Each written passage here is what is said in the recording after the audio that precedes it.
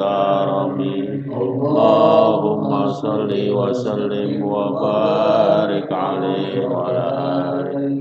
Al-Fatihah binati salamah fid din wad dunya wal akhirah wa ila arwahi abaina wa ummahatina wa ajdadina wa jaddatina wa masyayikhina wa muallimina wa liman lahu haqqun alaina wa li jami'il muslimin wal muslimat wal mu'minin wal mu'minat wa nakhusu waqif hadzal masjid wal muassisin wal mutabarri'in wal mutasaddiqin alladzina sabaquna bil iman anallaha ta'ala tawasyahum birrahmah wal maghfirah wa syafa'ah wa ila hadratin nabi Muhammadin sallallahu alaihi wasallam wa alihil kiram. Al-Fatihah. A'udzubillahi minasyaitonir rajim. Bismillahirrahmanirrahim. Alhamdulillahirabbil alamin arrahmanir rahim maliki yaumiddin iyyaka na'budu wa iyyaka nasta'in ihdinas siratal mustaqim siratal ladzina an'amta 'alaihim ghairil maghdubi 'alaihim waladdallin. Rabbana ighfir lana wa liwalidina amin. Assalamualaikum warahmatullahi wabarakatuh. Alhamdulillah rabbil alamin wa bihi nasta'in ala umurid dunya waddin. Wassalatu wassalamu ala asyrafil anbiya wal mursalin wa ala alihi wa sahbihi ajma'in. Wa ba'du. Subhanaka la ilma lana illa ma 'allamtana innaka antal alimul hakim. Allahumma rzuqna fahman nabiyyin wa hifdzal mursalin wa ilhamal malaikatil muqarrabin. Amin ya rabbal alamin. Hadarat muhtaramin al mukarramin, para asatidah, para hujjaj, bapak-bapak dan hadirin pengurus jamaah Masjid Al-Ma'sum yang dimuliakan Allah Subhanahu wa taala. Alhamdulillah wa syukrulillah, kita masih diberikan kesempatan oleh Allah Subhanahu wa taala dapat menunaikan sholat maghrib kita dengan berjamaah, yang kemudian kita lanjutkan i'tikaf kita dengan ta'lim yang biasa dilaksanakan setiap malam Jumat oleh guru kita, namun beliau berhalangan. Pengurus masjid meminta kepada saya untuk hadir. Alhamdulillah bisa hadir pada malam hari ini. Mudah-mudahan semua yang kita lakukan Allah Ta'ala kabulkan menjadi amal soleh ibadah kita, yang dengannya Allah limpahkan rahmat dan ridhonya kepada kita semua. Amin ya rabbal alamin. Malam hari ini saya akan mengambil bahasan tentang satu doa yang saya yakin semua kita selalu membacanya, baik itu setelah kita melaksanakan sholat fardu atau mungkin dalam kesempatan-kesempatan. Doa yang berisikan permohonan kita kepada Allah Subhanahu wa taala agar kita dianugerahi oleh Allah keluarga yang disebut sebagai qurratu a'yun. Nah, udah ada kata kuncinya dah tuh. Ya, kata kuncinya qurratu a'yun. Udah pasti bisa nebak doanya apa itu? Rabbana hablana min azwajina wa dzurriyyatina qurrata a'yun waj'alna lil muttaqina imama. Kalau saya terjemahkan doa tersebut, ya, dan mereka yang senantiasa berkata, ya Tuhan kami, anugerahkanlah kepada kami atau anugerahkanlah buat kami dari pasangan-pasangan kami serta anak keturunan kami qurrata a'yun, penyejuk-penyejuk mata, ya, dan jadikanlah kami bagi orang-orang yang bertakwa teladan-teladan. Ayat ini ada di surah Al-Furqan, urutan surah ke-25 dalam mushaf Al-Quran, ayatnya ke-74. Ayat 74 dari surah Al-Furqan. Ayat ini enggak berdiri sendiri. Ini merupakan penjelasan dari sifat-sifat hamba-hamba Allah yang disebut ibadur rahman. Jadi kita harus ngelacaknya lagi ke atas. Ya, kita ketemu, ya, di ayat 60-an berapa gitu, wa ibadur rahmanil ladzina yamshuna 'alal ardi hauna wa idza khatabahumul jahiluna qalu salama. Ya, itu doa. Nah, apa arti ibadur rahman? Mungkin pernah kita singgung di baik itu di kesempatan Qiyamul Lail Ramadan atau mungkin di kesempatan yang lain. Ya, di dalam Al-Qur'an ada kata-kata ibad. Yang tahu itu jamak dari abdun, hamba-hamba. Namun ada lagi bentuk jamak yang lain. Artinya juga hamba-hamba, abid. Ada ibad, ada abid, ya, sama-sama artinya hamba. Para ulama membedakan penggunaannya. Kalau ibad itu berarti hamba-hamba Allah yang soleh, yang patuh dan tunduk kepada Allah, itu ibad. Makanya setelah ibad di belakangnya itu disebutkan nama Allah seperti di ayat ini ibadur rahman, atau kalau di ayat puasa wa idza sa'ala ibadi anni, apabila hamba-hambaku ya, bertanya kepada kau. Ibad ya ditempelkan dengan Allah ataupun saya, ibadur rahman atau ibadi. Nah, ini menunjukkan bahwa kata ibad itu dimaknai atau menunjuk hamba-hamba Allah yang soleh, yang patuh, yang tunduk. Nah, kalau abid, yang panjang baknya ya, bukan ainnya, bukan abid, tapi abid. Contoh ayatnya, wa mallahu bizallamil lil abid. Allah tidaklah menzolimi hamba-hambanya. Siapa hamba-hamba Allah yang disebut dengan abid? Yaitu mereka yang kufur, mereka yang penuh dengan maksiat. Ya, dan Allah tidak menzolimi mereka. Apa maknanya tidak menzolimi mereka? Tidak akan mengurangi hukuman yang akan diberikan kepada untuk mereka nanti di akhirat sesuai dengan kemaksiatan dan kekufurannya, nggak dikurangin sedikit pun. Karena perbuatan mengurangi jatah itu kan zolim. Ya, seseorang jatahnya sekian, kemudian dikurangin, berarti yang nguranginnya itu adalah zolim, menganiaya.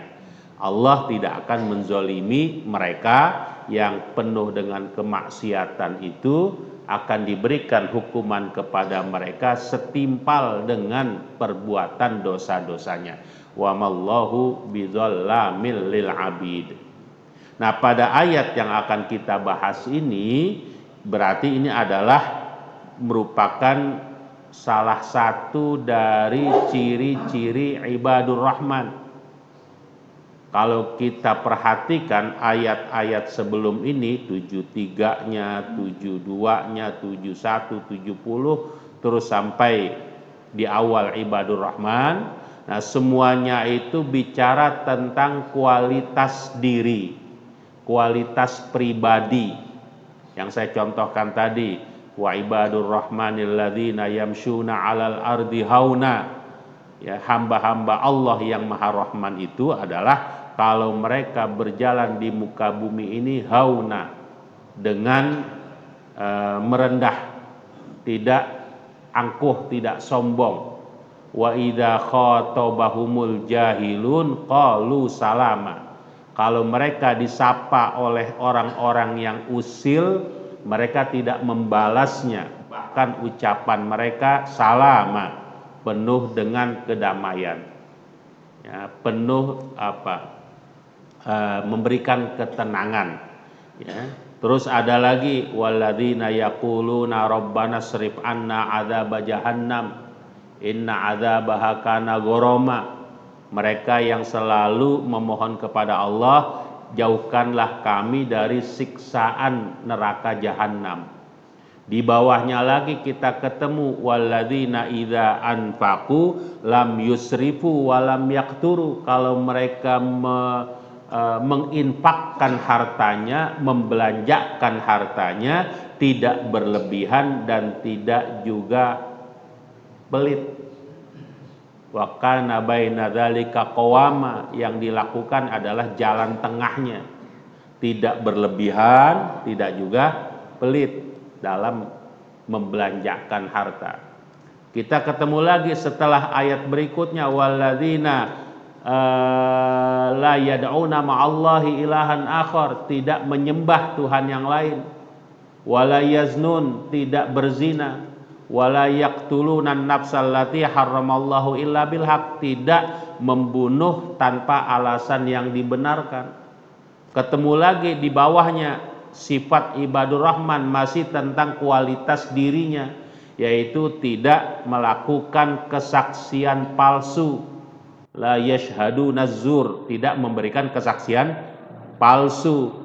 Bawahnya lagi ketemu apabila mereka diingatkan wa idza dzukiru bi ayati rabbihim, kalau diingatkan dengan ayat-ayat Allah, dengan Al-Qur'an, mereka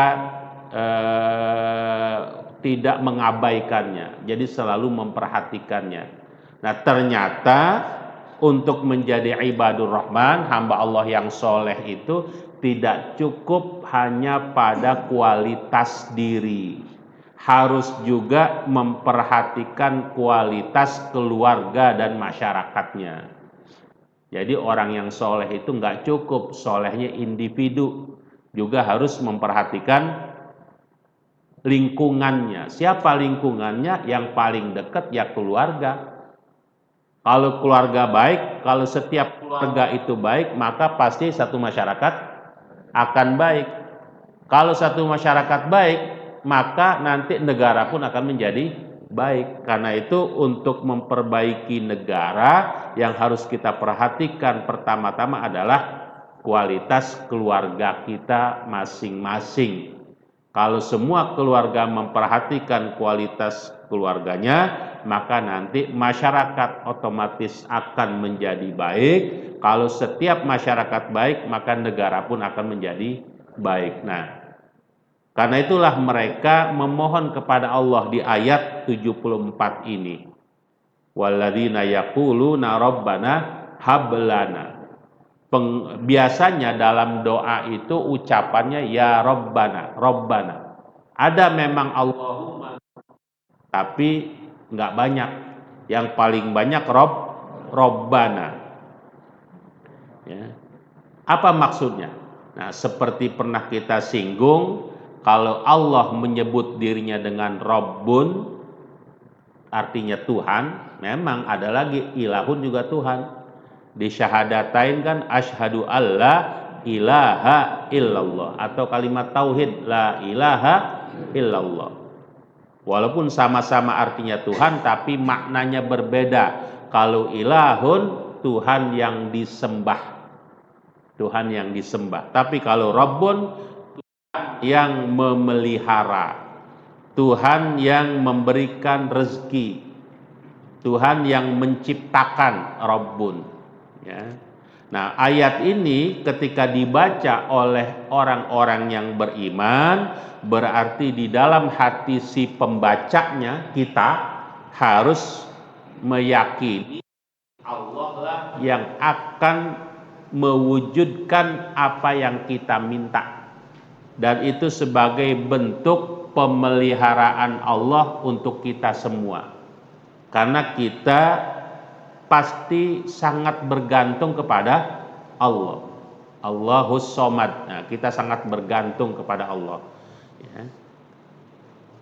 Dan Allah adalah zat yang setinggi-tingginya kita bergantung.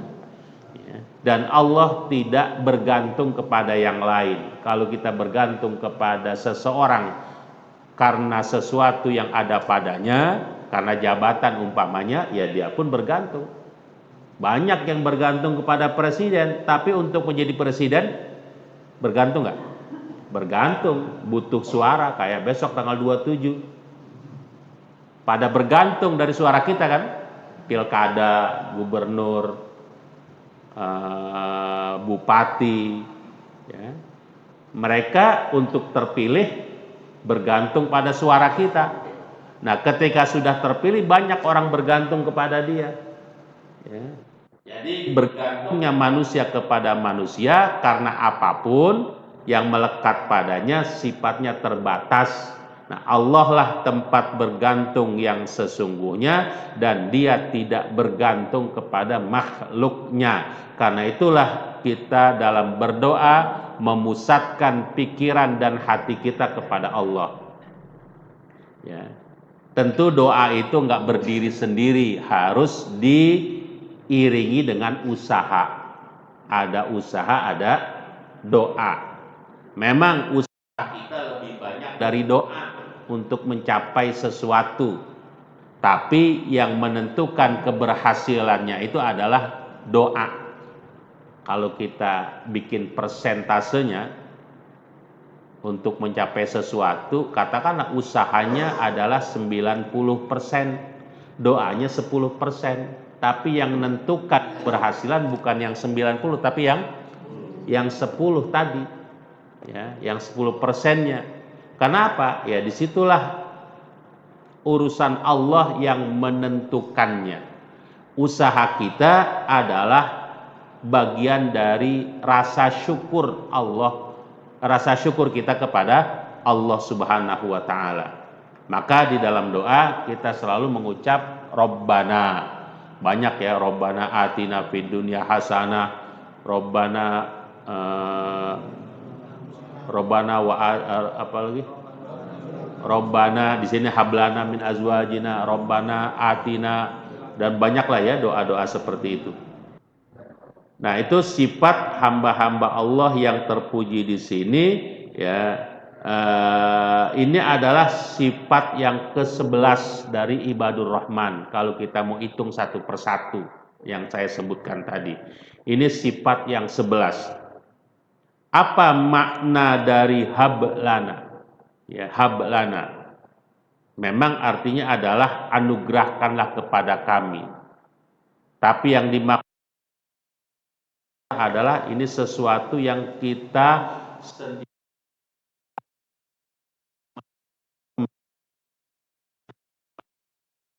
Allah yang memberikannya langsung kepada kita.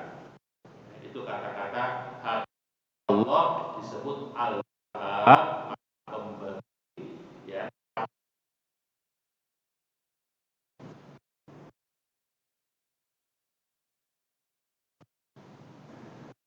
Hutan azwaj di sini, ya, dari kata zaujun, pasangan-pasangan. Berarti di sini doa ini tidak hanya suami, ini juga dibaca oleh istri. Kalau suami pasangannya adalah istri, istri pasangannya adalah suami. Al-Quran menyebutnya azwaj, bukan tina.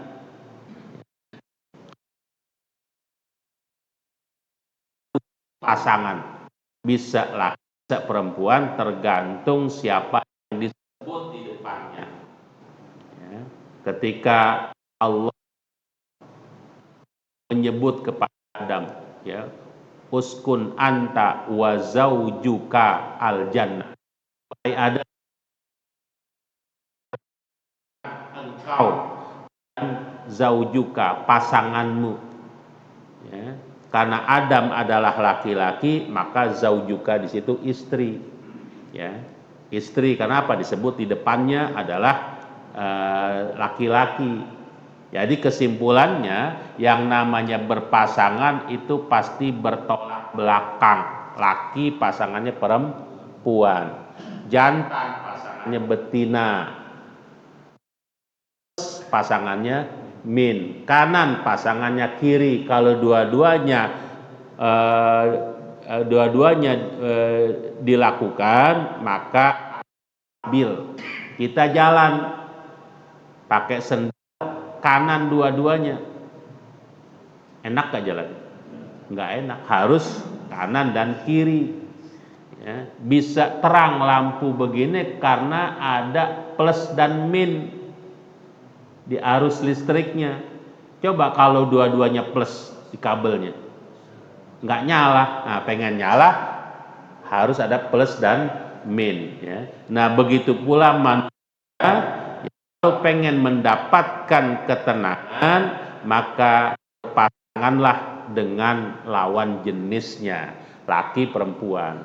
Karena itu Al-Quran atau Allah Subhanahu wa Ta'ala tidak meridhoi orang-orang yang berpasangan tapi dua-duanya laki, atau berpasangan tapi dua-duanya perempuan. Allah nggak meridhoi, ya. Bukan hanya karena tidak melahirkan keturunan, ya kan, kalau dua-duanya laki melahirkan keturunan enggak juga. Dua-duanya perempuan enggak juga. Bukan hanya itu, tapi juga melanggar fitrah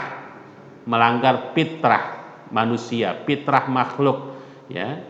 Hewan pun demikian, kalau ingin berketurunan ya jantan dan betina. Pohon pun demikian, kalau ingin pohon itu memiliki keturunannya, ya, maka juga harus ada betina dan jantannya. Nah, ini penyebutan azwajina wa dzurriyyatina, keturunan. Ya, keturunan baik itu anak ataupun seterusnya, semua adalah keturunan-keturunan kita yang kelak mereka akan melanjutkan usaha-usaha kita dalam beramal ini. Ya. Kita ini bergantung kepada mereka. Untuk apa? Bukan hanya untuk melanjutkan keturunan, tetapi juga untuk menambahkan menambahkan kebaikan-kebaikan kita. Kesempatan kita untuk berbuat kebaikan berhenti seiring dengan berhentinya kehidupan kita.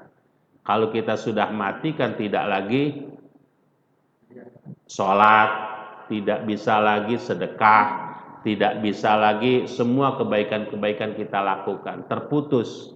Tapi kita masih pengen nambah pahalanya. Siapa yang akan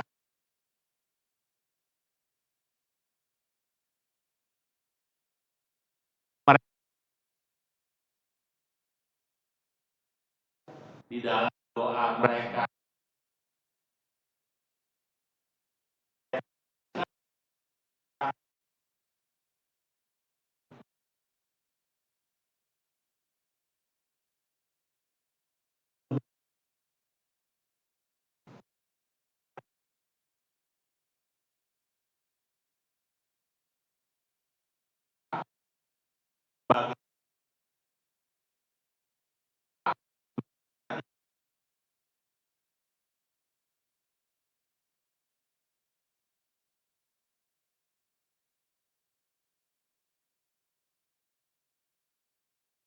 tidak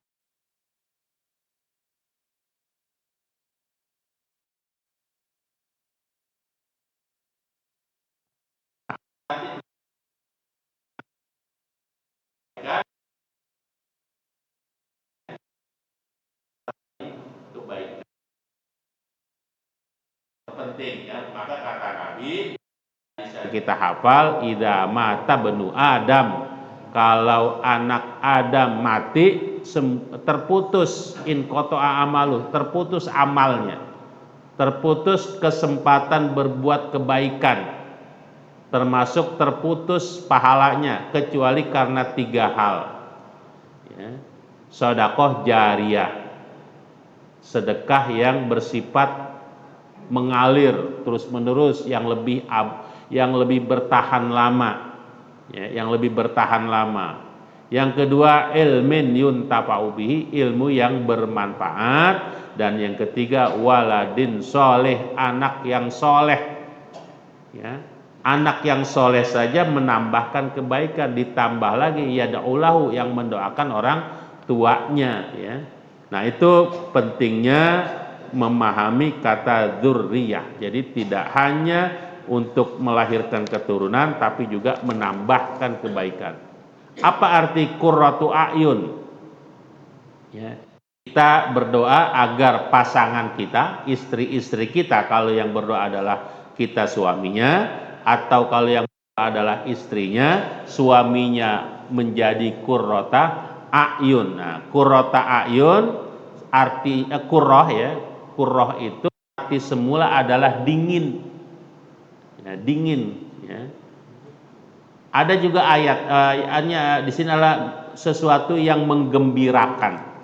Dingin makna yang sesungguhnya maknanya adalah menggembirakan. Ya.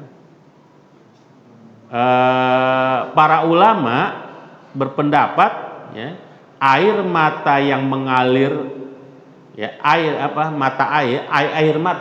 mata yang mengalir ya, menunjukkan kegembiraan ya. Air mata yang mengalir belum tentu artinya sedih, tapi juga artinya gembira ya.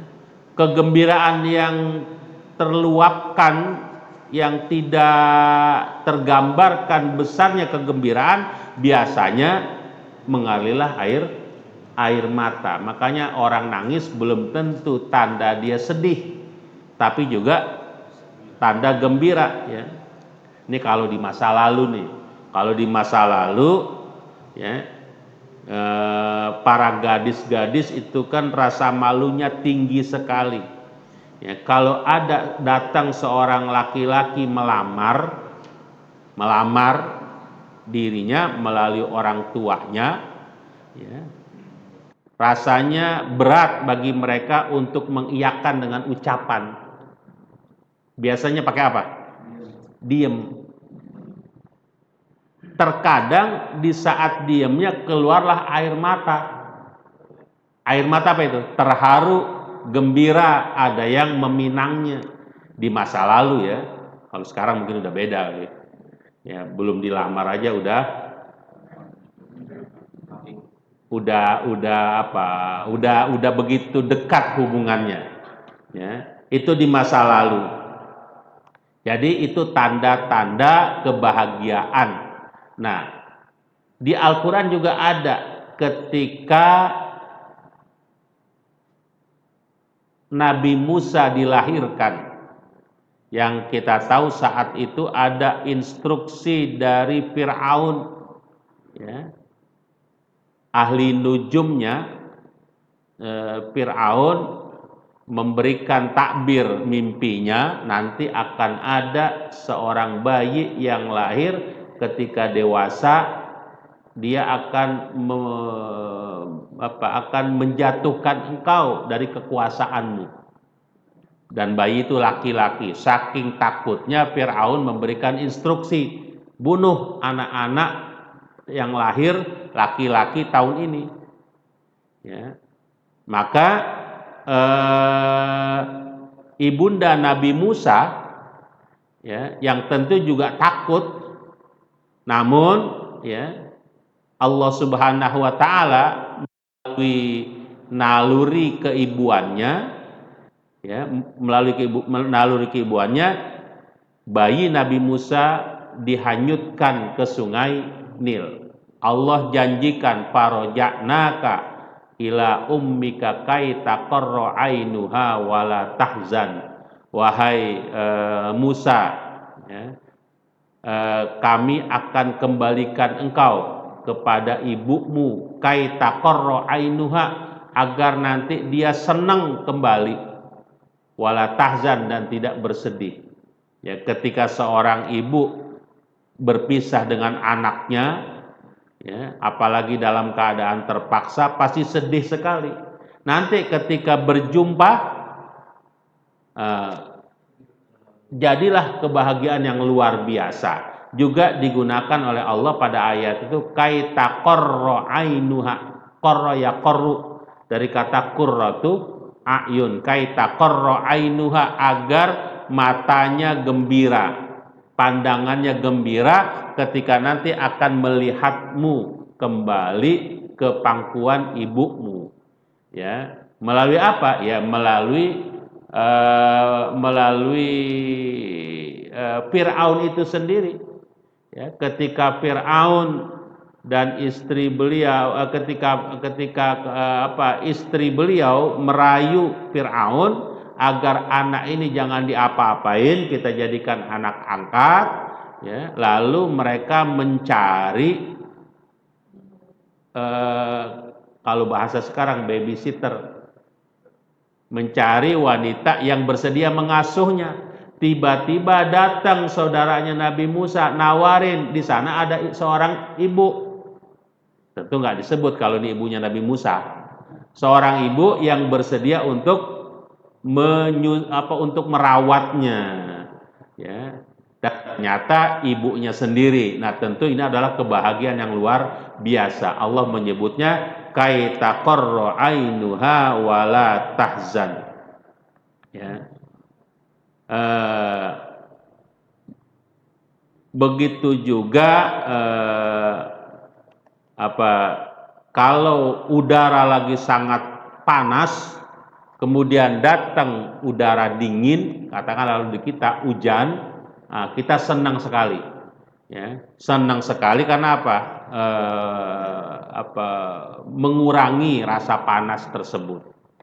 Nah, ayat ini membuktikan, ayat Rabbana hablana min azwajina, hamba-hamba Allah yang terpuji itu tidak hanya terbatas pada usaha menghiasi diri dengan amal-amal terpuji, tetapi juga memberikan perhatian kepada keluarga dan anak keturunan, ya, bahkan masyarakat secara umum, ya. Karena itu ketika kita mendidik anak-anak kita, menumbuh kembangkan mereka, baik perhatian kita kepada fisiknya, perhatian kita kepada akalnya, perhatian kita kepada hatinya, 3 hal itu yang harus kita berikan perhatian. Dengan apa? Dengan hal-hal yang terbaik. Agar fisiknya sehat, maka kita berikan asupan-asupan makanan yang baik.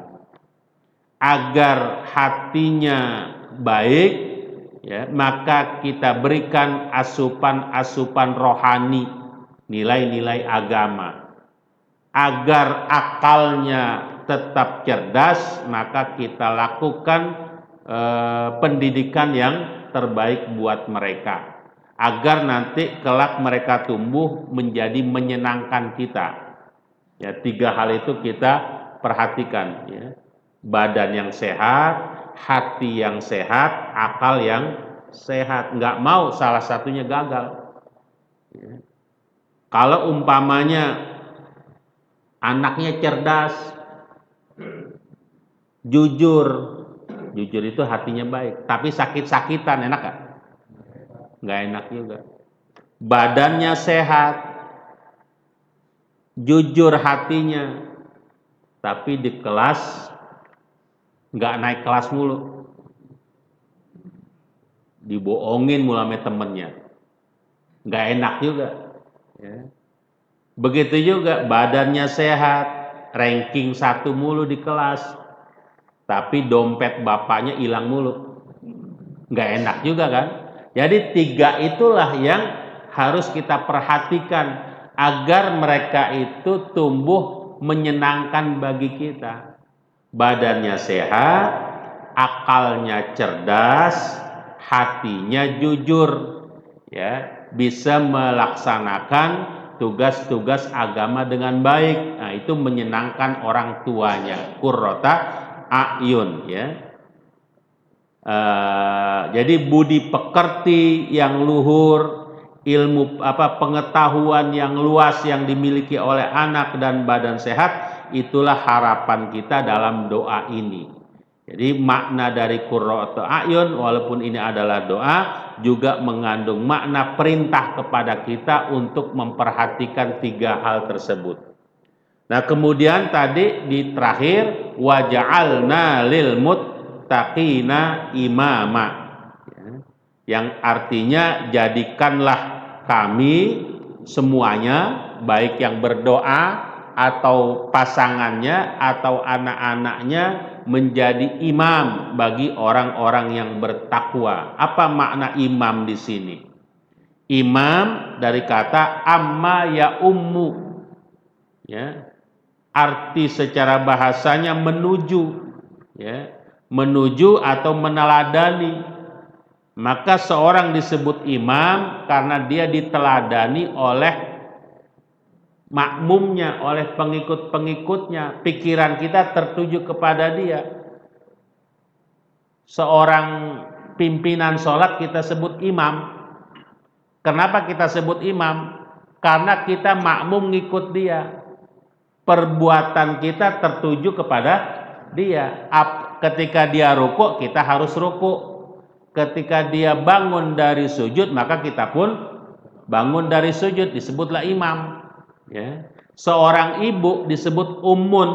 Ya. Ibu disebut ummun karena ibu itu menjadi tujuan dari anak-anaknya, teladan bagi anak-anaknya.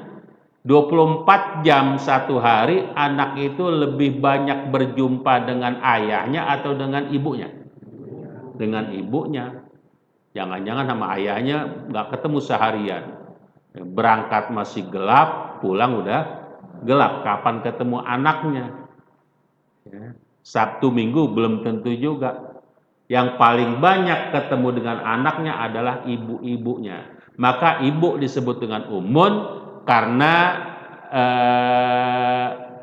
pikiran dan hati anak tertuju kepada ibunya, dan ibunya di sini menjadi teladan bagi anak-anaknya. Karena itu di dalam satu syair, ya, disebutkan al ummu madrasatun idza a'datta. Ibu itu adalah bagaikan sekolah bagi anak-anaknya. Jadi sekolah yang paling utama bagi anak adalah pada seorang ibu tersebut, ya.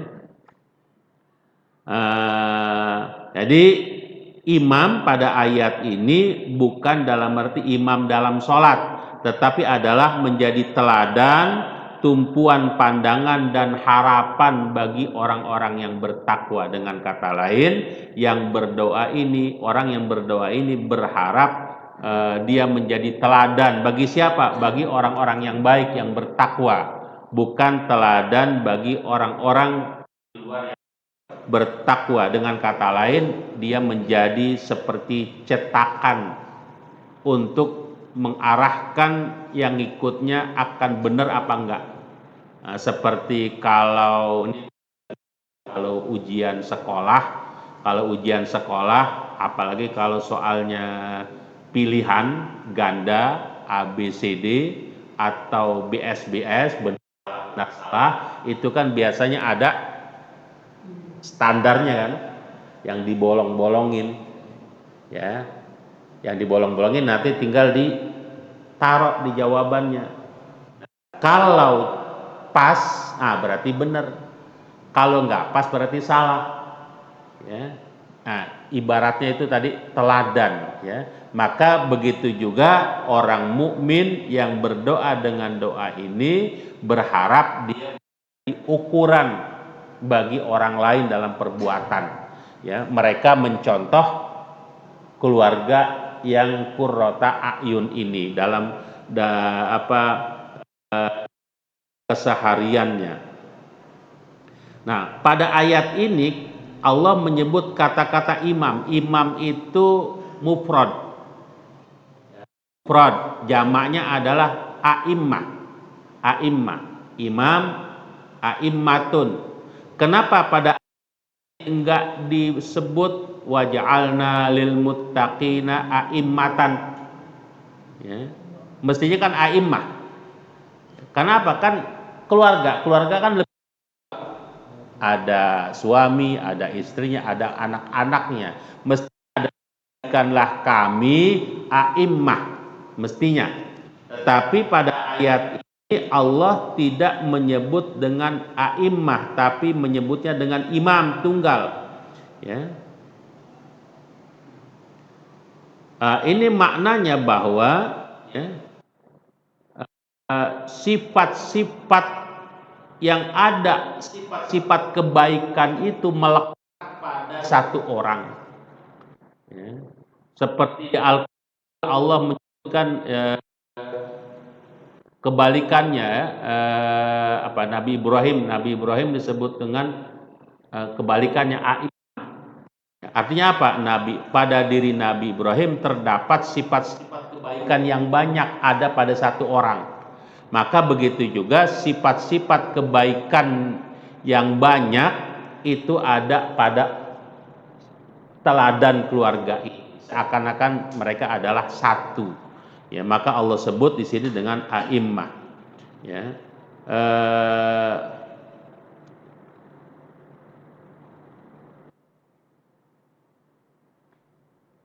Nah, itulah doa yang kita selalu baca, Rabbana hablana min azwajina wa dzurriyyatina qurrata a'yun, ya. Kata-kata muttaqin yang biasa kita artikan orang-orang yang bertakwa itu adalah standar dari berimannya seseorang. Apa arti takwa? Arti takwa itu artinya orang memelihara diri. Takwa itu artinya memelihara diri. Maka orang disebut bertakwa berarti orang itu memelihara diri dari siksaan Allah. Dengan cara apa? Dengan cara melaksanakan perintah dan meninggalkan larangan. Itu arti dari takwa. Maka di Al-Quran, ya, ku anfusakum wa ahlikum naro. Jagalah dirimu dan keluargamu dari api neraka. Berarti saat kita bicara tentang keluarga, ya, bukan hanya mereka itu adalah hal yang membanggakan bagi kita, menjadi penyejuk, tetapi juga ada kewajiban kita untuk menjaga mereka dari api neraka tadi, ya. Ku anfusakum wa ahlikum naro. Nah, tentu kita pengen menjadi lebih baik dari itu, ya. Menjadi lebih baik dari itu ada sifat yang di atas takwa. Ya, kita selama ini mungkin memahami takwa itu udah sifat paling tinggi. Ternyata ada sifat yang lebih tinggi dari takwa. Apa itu? Muhsin. Ya, muhsin atau masdarnya ihsan. Ya. Apa itu ihsan? Ihsan itu artinya melakukan kebaikan melebihi kewajiban. Itu ihsan. Ya. Maka ketika Nabi ditanya oleh malaikat Jibril, saat malaikat Jibril datang dengan tampilan terbaik dan berwujud seperti sosok seorang manusia, para sahabat heran, ini siapa ini baru datang? Ya, tampilannya rapi. Kalau tampilannya rapi, bajunya putih sekali, ini berarti orang dekat. Tapi kita nggak kenal. Kalau kita nggak kenal, mestinya orang jauh, tapi kok nggak ada bekas perjalanan. Biasanya kan orang kalau habis jalan jauh, minimal bau matahari, begitu ya. Minimal begitulah, bau matahari, penuh dengan debu, tapi ini bersih sekali. Ya, yang ternyata malaikat Jibril nanya, mal iman, wa mal Islam, dan mal ihsan. Ya, Nabi mengatakan, ya, ihsan anta budallah ka'annaka tarahu fa illam takun tarahu fa innahu yaraka. Engkau beribadah kepada Allah, yakin ka'annaka tarahu, seakan-akan engkau melihatnya. Fa illam takun tarahu, kalau engkau enggak melihatnya, yakinlah Allah melihatmu. Artinya apa? Kita berbuat kebaikan adalah semata-mata karena Allah, bukan karena manusia, karena kita yakin dimanapun kita melakukan, Allah lah yang melihatnya, ya.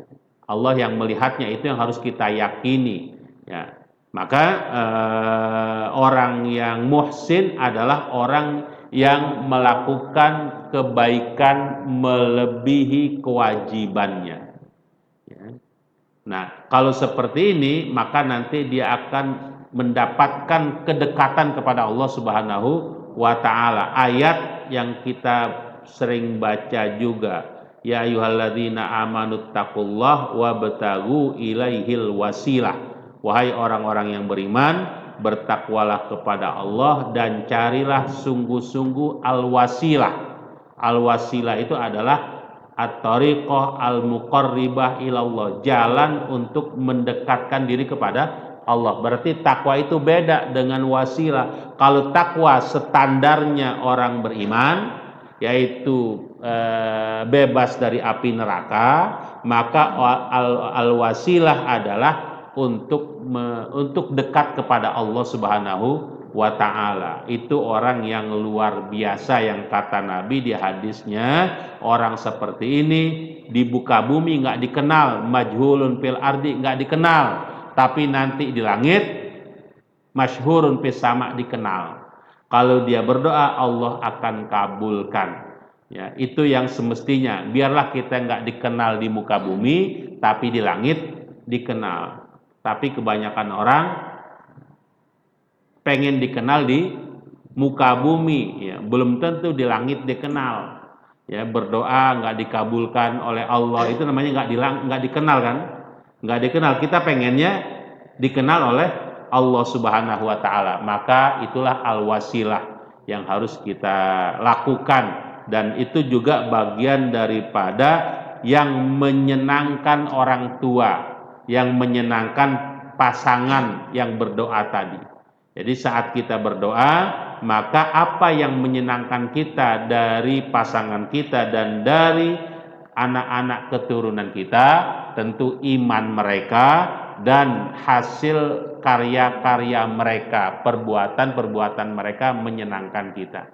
Inilah doa yang kita baca untuk menambahkan pemahaman kita, tidak hanya sekedar kita baca. Memang kita pasti baca setiap hari, tapi ya maknanya mudah-mudahan kita menjadi lebih paham lagi.